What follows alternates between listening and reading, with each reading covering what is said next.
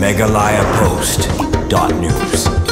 Ka All Meghalaya SSA School Teachers Association Ribohi District hapok kejinglam u Presiden uba Severin Khars Imyong hargat kejingandalang Assistant Secretary uba Elfin Sarwell Umlong lembat ki Presiden Secretary jengki blok hapok Ribohi District hene kesengi kelapan bena bagasadan kejing kenduk lang jong barok kinohikai jong Ribohi District keban salong ha ka live hawai tarik benai nailar arajar apsau ha Morning Star Secondary School nongpo keban sedang bait naduk kepor khatwei bijim step haba kren sikilap tai kepor menta kesengi nakaliang uba Severin Khars Imyong Presiden ka AMSSASTA Ribohi ulayathu bakni ka kanhon jokinohikai kelapan bait banbu ya kejingalang ha ka live hawai tarik naduk kepor khatwei bijim step ha ka ying school jong Morning Star Secondary School nongpo kitai kinongilam jong ka amsasta ke khot kawer ya borok kinohikai SSA bakinyawan rinti ha ka kejinglang ha ka ba kin sayo banyak keren ya peliu jumut bha halor kejing jong kinohikai wat khamtam halor kejing bom simkhya ka sarkar ha ka baideb ka tulop jong kinohikai SSA ni nakaliang jong ka Amsasta Ribohi District kum ka Executive Committee bengilasyong ka RPR 3 August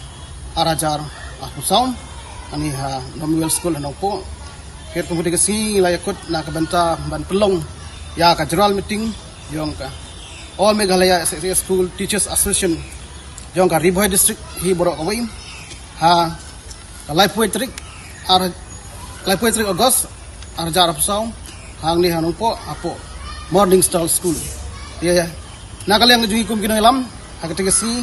ngira kerpare ya kinohikai ki badai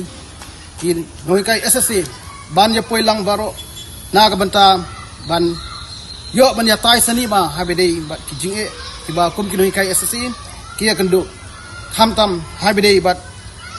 kajing bom simkhya ka sarkar habedai ko tulap jungi ya ka bala pensateng